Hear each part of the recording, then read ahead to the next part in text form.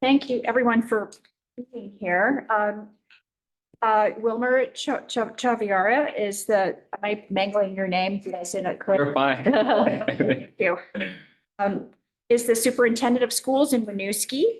He earned a Bachelor of Arts in Cinematic Arts from Earlham College, and had the Master of Arts in Education Leadership from the University of New Mexico, as well as a Master of Education Policy and Management from the Harvard Graduate School of Education, where he now also coaches master's degree candidates.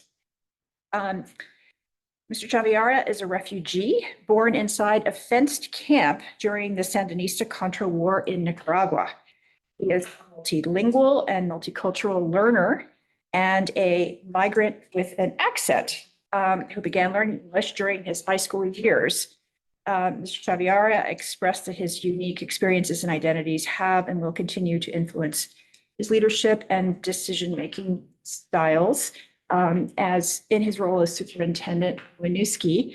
And we are delighted to have him here to talk to us about how all this relates to public health and help us connect some dots as legislators. Welcome and thank you. Thank you.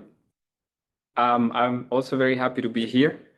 So do I begin now? Go for it. No, sorry. Yes.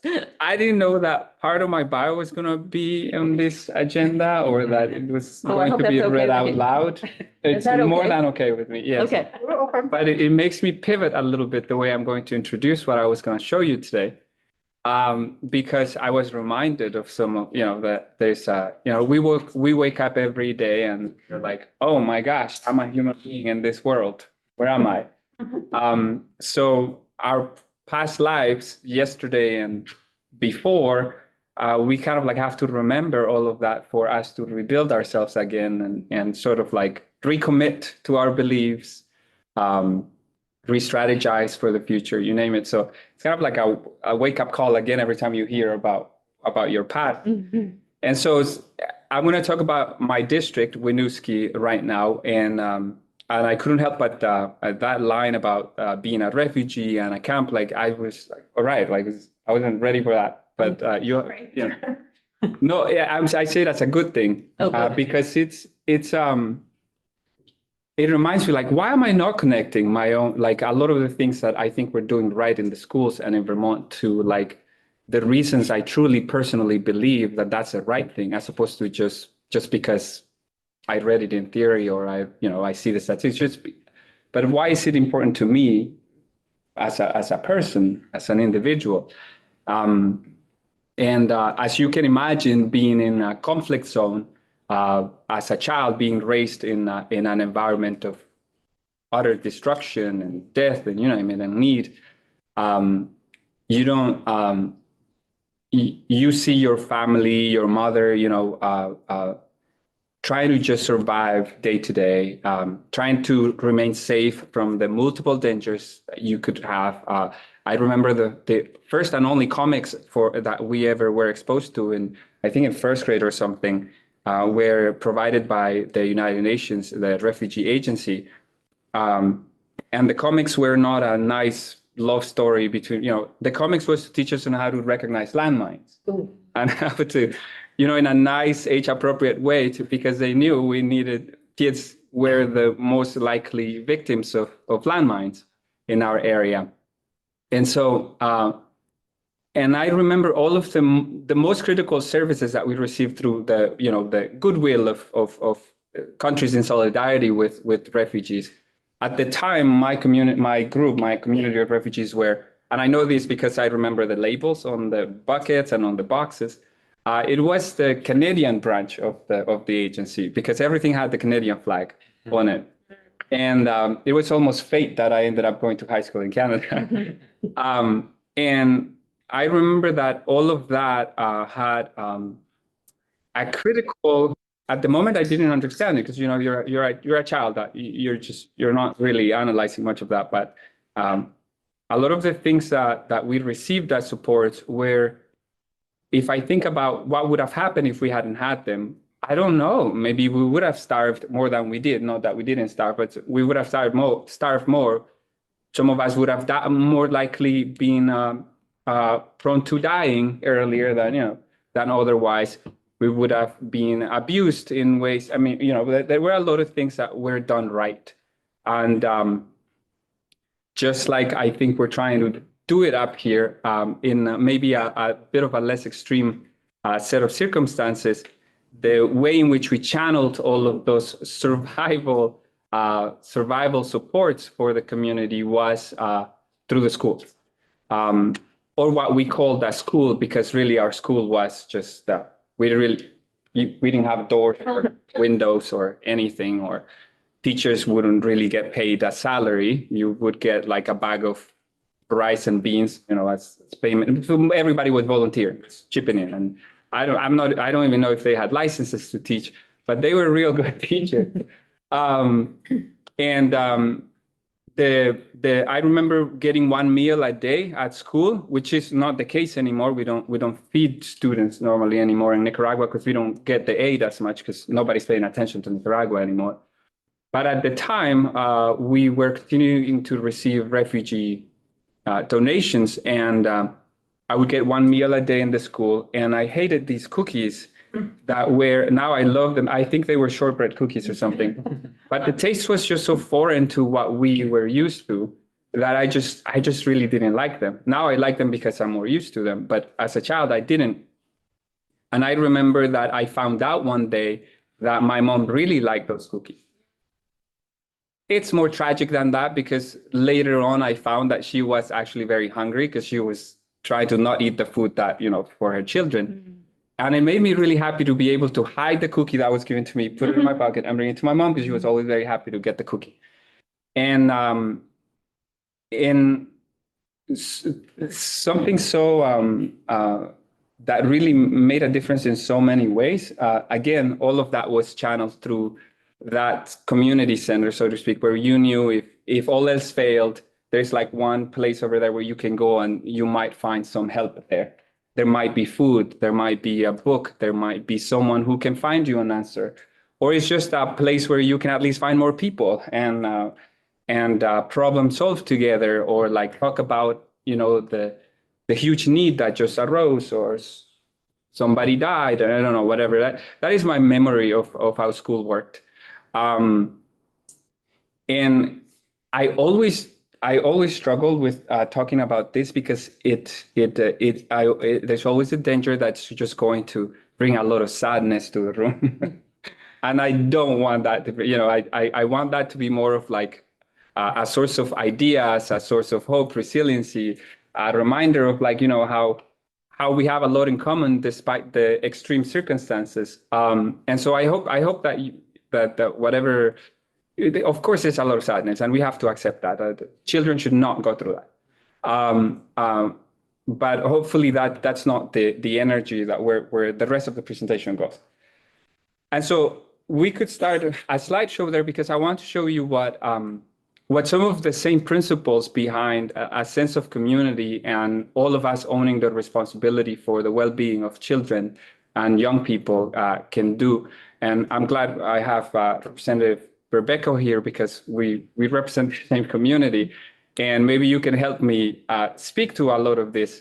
But when I was putting together this presentation, I realized I'm not going to put together a presentation because when was the last time a lot of you just looked at pictures in a PowerPoint? And so I decided to just give you pictures and let you ask questions, or I can talk about things very briefly because I know we have a very short time. And then at the end, I will just give you one slideshow with text, and we can talk about it quickly so that you don't have to linger on more text. But what we're seeing here is it needs to be updated because I have more shots now that I want to add to this loop. But I like looking at this video. It lags a little bit because it's going through Zoom right now. So it's going through like 3 different bridges. But the actual video is very smooth. So one day I'll share it with you.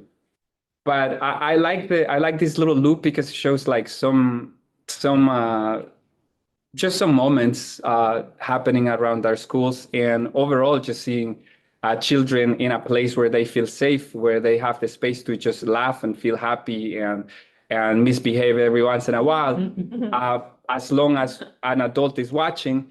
And I that's a reminder every day for why we spend the money in the way we spend it.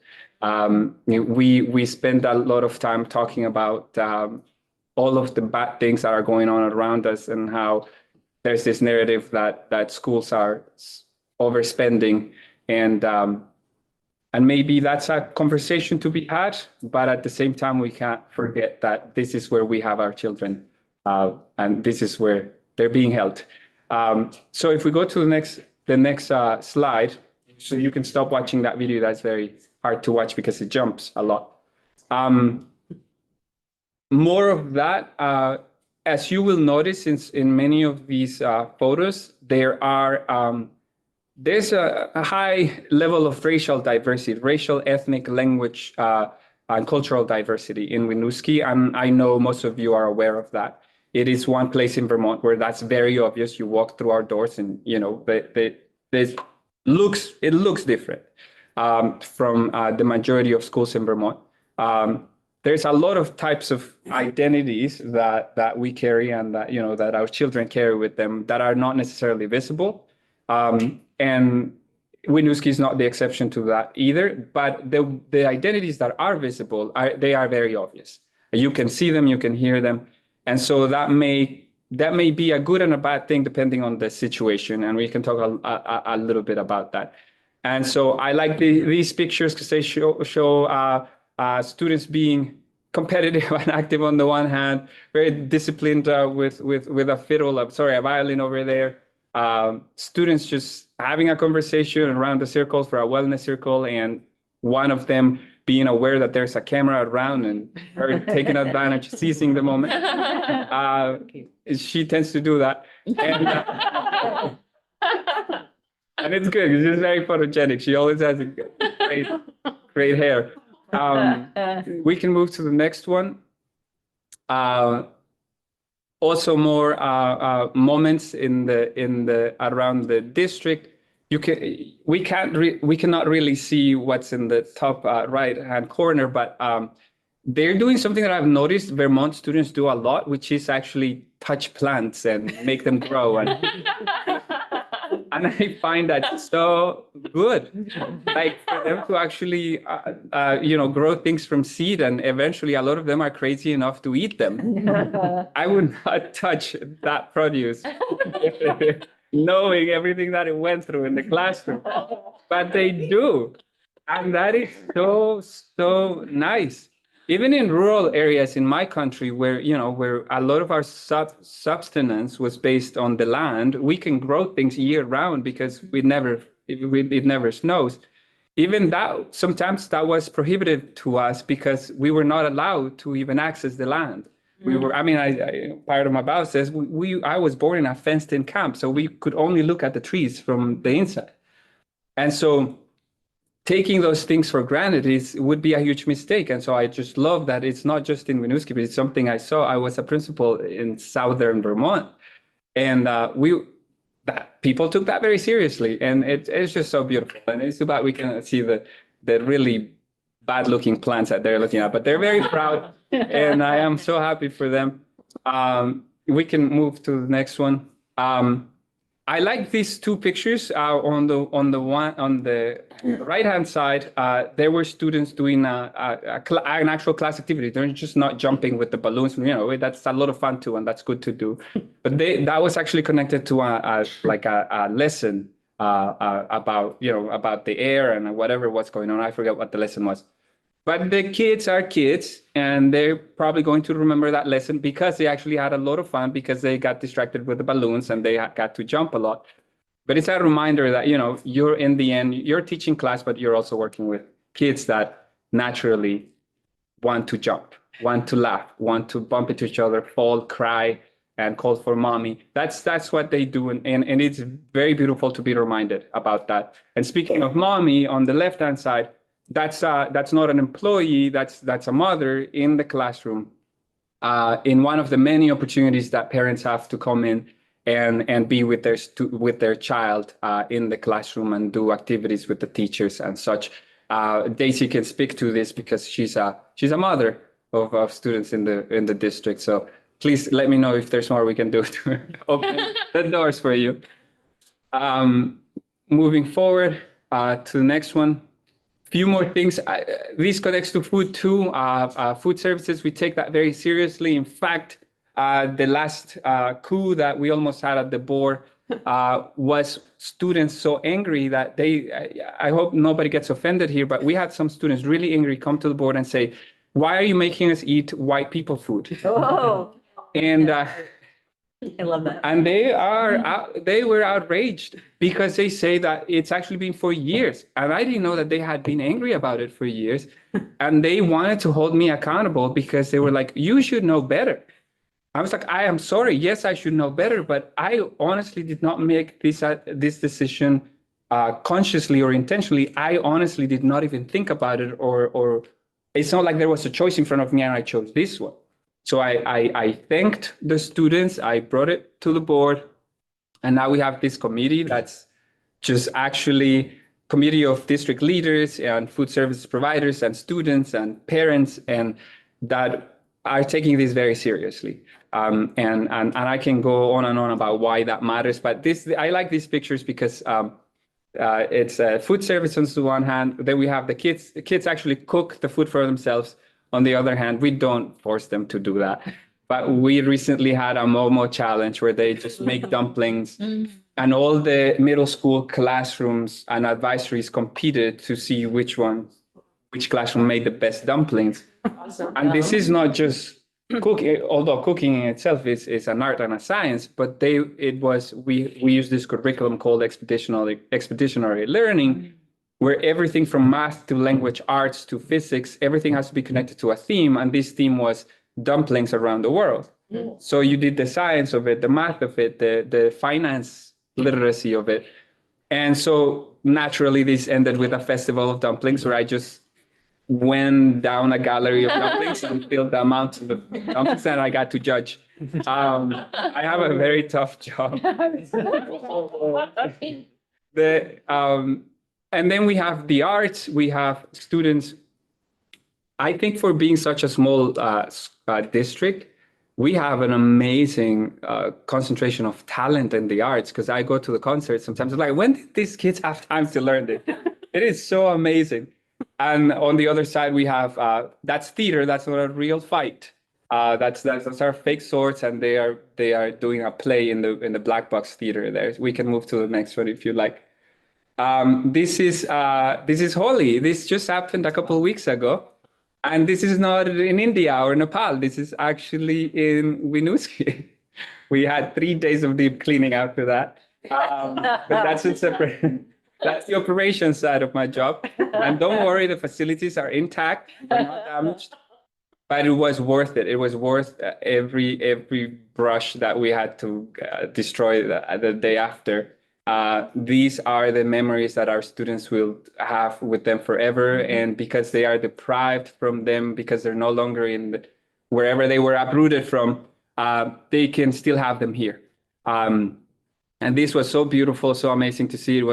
They said that this is the largest Holi celebration ever in the state of Vermont. And it was large, it was pretty intense, and people were partying. This was so good. So next year, you're all invited. Just make sure you bring clothes that you don't mind. I will send out reminders. Yeah, please. It's okay, because this was above and beyond I go to a lot of the community events, school hosts. This was absolutely incredible. Wow. There were hundreds of people in the gym. This is actually, I lived in India, so I've experienced a couple holidays there. This is exactly the same air quality as you have in India. But the joy of people, and for my children, my white children, to experience this with children who are from Nepal and India, and to learn about the importance of Holi and bringing communities, many different diverse communities together around food and this ritual celebration of joy in springtime was amazing and amazing to our school leadership to let us do this. And the weather was not good that day maybe, so that's why we did it inside. That's why we did it inside. It was plan B. But you recognized the sacrifice of the facilities and did it anyway, and it meant so much to everybody. Yeah. So thank you. Yeah, and our facilities team, they were there while it was happening, and they were like, "Oh my God!" But then we came together. But I love the team because it's maybe because of the facilities team and everybody involved in Winooski. You just know that these things happen. You know that you didn't train for this, but this is what the community is like, and their attitude, even the days after, even problem solving. We had to get lifts, we had to do this, we have to do all kinds of things, and everybody was happy to do it. Maybe because there was still that memory of how did we end up with this with this floor situation. But yeah, there was food right before that. Thanks for reminding me of not enough food. Just like the next slide I'm going to show, no, the one after, but let's stay on that one. More sites. I like our student on the left hand side on the stage. All of those colors that you see behind there, I'm actually happy that we got a picture with colors, because all of that is part of our new amazing state-of-the-art performing arts center and this amazing stage. And you go into this place and you just feel like something seriously fun is about to happen. And we didn't have a lot of the technology and stage lights and all of that as modern as we have right now. And the moment we inaugurated that, it's been used for the right things all the time. And it makes me very proud to have that. Students are really into soccer in Winooski for some reason. So I really want to acknowledge that. And we can move forward, but they're very proud of that, of their. Yeah, this is what I wanted to say. Speaking of food, we had the community iftar when was this? Last week, just like that too. Was it this week? Everything is just. They also said it was the biggest crowd we had ever seen for the community iftar, and it's fully student run. The students, their families bring this food. They do the speeches. They tell people what iftar is, what Ramadan is. We get community members, families, people from the neighboring areas, hundreds of people also just coming to share a meal and talk and have fun. And and learn a little bit about also another type of community that we have within the Winooski community. And this was just a few days ago, and it was beautiful to have. So moving forward to the next one, more of the arts. We have our pre-K kids on the left-hand side during a career day. Look at that. You can never go wrong with having pictures of pre-K students, because they always melt your heart. If you want to sell something, you get pre-K students. So if I ever need funding for something else, we can go to the next one. More scenes of students doing student things around the building. And the camera that we've used, the lens that we've used for all of this also comes from your support, taxpayer support. We bought a good lens so that we could capture much of what Winooski is, because it does make a difference when we show pictures that are good pictures, I think. Moving to the next one. I promised very little text, so we're going to fly through this one. I just wanted to show you what Winooski's ENDS policy is, which is in policy governance, is the equivalent to, say, our mission statement. And these are three big things. We want students to graduate college and career ready. We want our students to lead healthy, productive, and successful lives. And finally, we want them engaged locally and globally in a local and global community. This is our North Star. This is our end statement, is the end statement that the board is supposed to abide by and make policy based on this major global statement. And as you can see in blue, healthy, productive, and successful lives is one of the three pillars for us. And that's why we're going to see the next and final slide, as I promised, the one that doesn't have pictures, with all the things we do that have not much to do with academic services. And you're not going to get through reading every single one of those things there. And that's on purpose. I wanted to overwhelm you with this slide because none of these things is like teaching math, teaching English, learning this and that. Most of these things have nothing to do with the classroom, with what we traditionally think schools do. If I took out the name Winooski School and you just read all those things, you would think, okay, this is what the community does. This is what the public does. This is what our state does. This is what we as a society do for our children. You wouldn't think, oh, this is what the school does. You wouldn't narrowly say this is what the school does. So I know it's very small because I cannot read it from here. So I'm gonna excuse myself and stand really quickly. And I'm just going to pick a couple to give you examples. We have dental services, the second one there. We actually have dentists coming, I think, multiple times a week into the schools to dental hygienist to actually do work on students' teeth. I can go on. We could talk about, we're working on physical therapy and ophthalmology with the University of Vermont. We're working on an MOU to actually come and do the same. We have a full-time health center where doctors also come constantly to come check on the kids. I could pick anything from here too. What's a wellness room? The wellness room, that would be, where is Up it? top in the middle. Up the middle. A wellness room is where if you are, say, you're a student who is having a hard time, but you're not quite misbehaving, you're not quite disrupting, you're not quite, you just know that you're not in the right mindset to be engaging in that task in the moment. You can ask as a student, can I have some time for myself? And we're not just going to send you some corner to some dark room to take 5 minutes off. That's going to be staffed by professionals who can provide you the mental support that you need if you want it. But we also use that when students are having different types of crises too. It's also a place fully resourced, fully staffed, not only with professionals, but also with materials and infrastructure, et cetera, et cetera. So it's a non-disciplinary place for self-regulation or support, mental support. Yes, you can pick anything and I could tell you about it.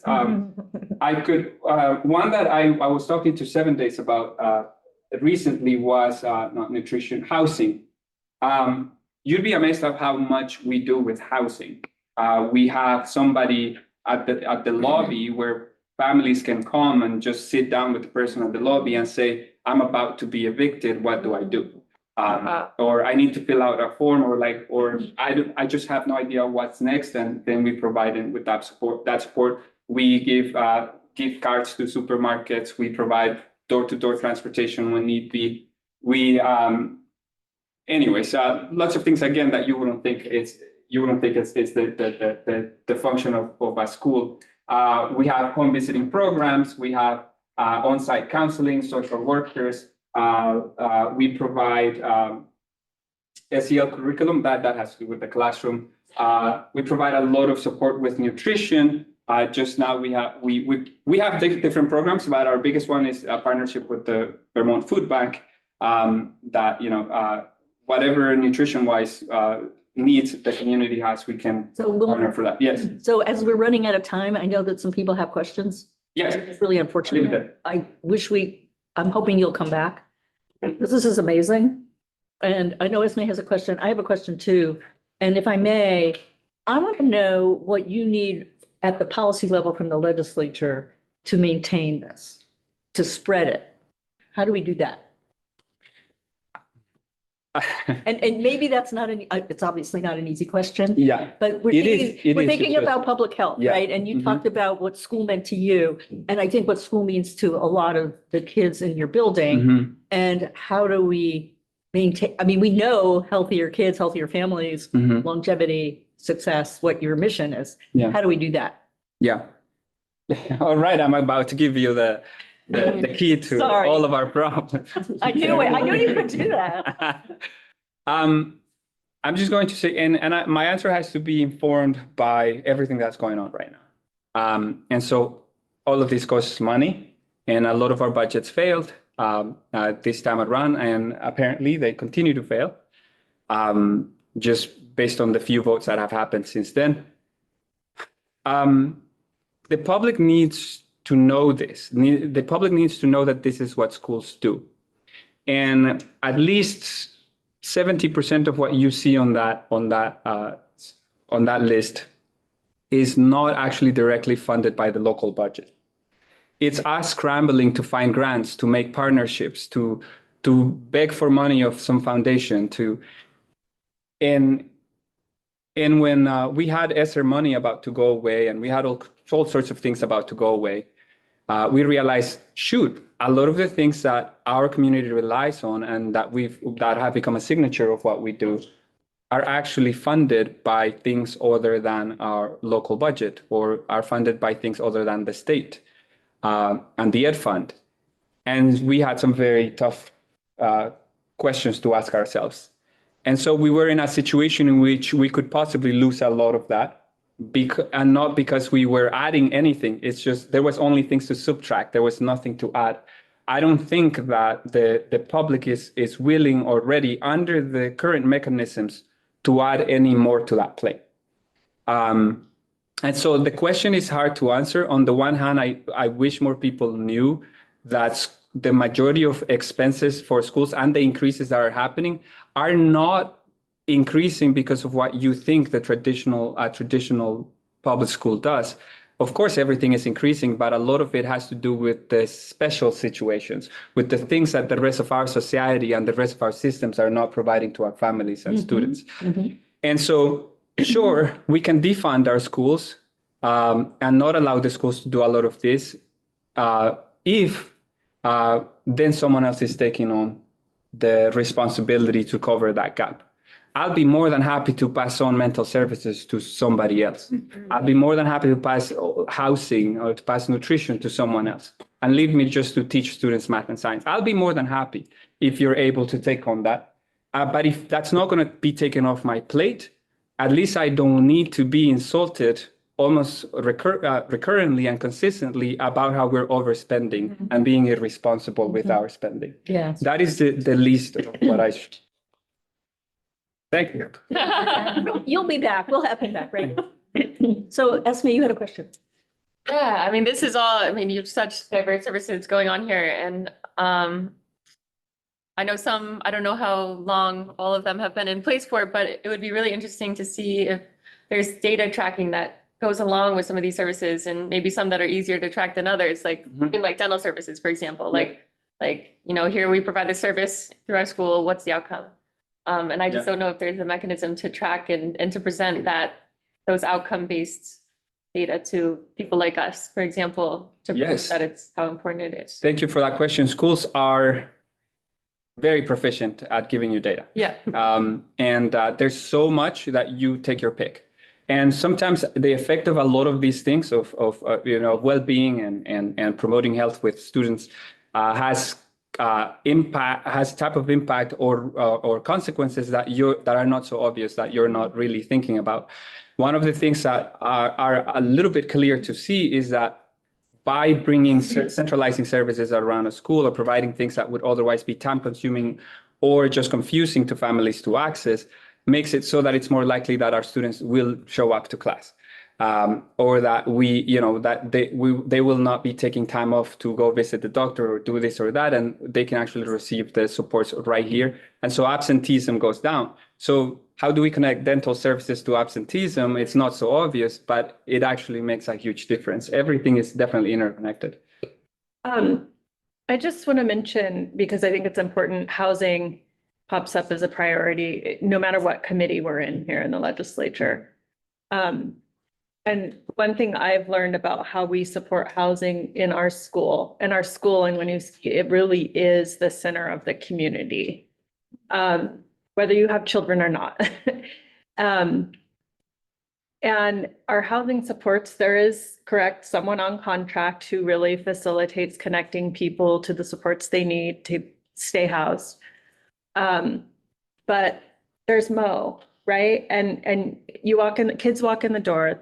There's this guy who the kids adore. He's Mhm. just this, right? There's always someone who's like charismatic and safe to the kids. And I think there are multiple people in Wilmer School who are approachable to the kids, who the kids identify with, who are safe to the kids, and they're available to the kids. And the only reason that's happening is because they have leadership that allows and empowers them to do that.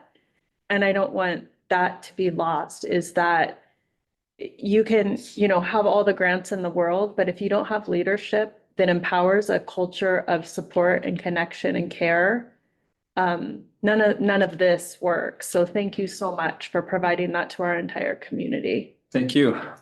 So Daisy said something really important to me, and then for you, your question, culture. So culture eats everything for lunch, right? So how do we move from a culture, and your culture is so multicultural, but most of Vermont isn't like that. And how do we move that caringness and culture to other places that don't have it? And that's what I'm thinking about from a policy perspective, is how do we build the culture in schools to protect children and families? And that's what I'm hoping our policies that we can think about doing that as we rethink our education system. Yeah. Yeah, go ahead.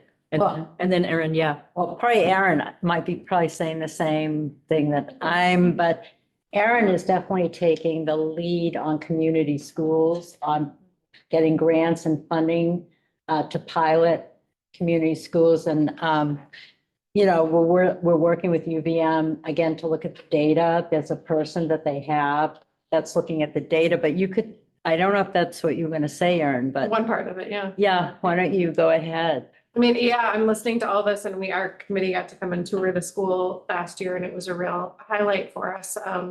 And I'm sort of listening to this whole presentation and, in awe of these pictures and stories and having like feeling two things that are weighing on us in the legislature right now. One, exactly what Serena said, that, this is sort of the absolute Gold nirvana of what the community schools model can be in terms of, and you're not actually one of the 5 that's getting, the funding through the state right now, but you're doing community schools and Winooski has for a long time, co-locating services, really blurring the lines in a way that brings the community together of kind of what happens in a school and seeing that strong family engagement and knowing all the research about how important that is to learning. So to me, I'm so heartened about, I think that there's increasing discussion among policymakers about community schools as a model, not necessarily the physical building being really important to wherever we're going in the future of education in Vermont.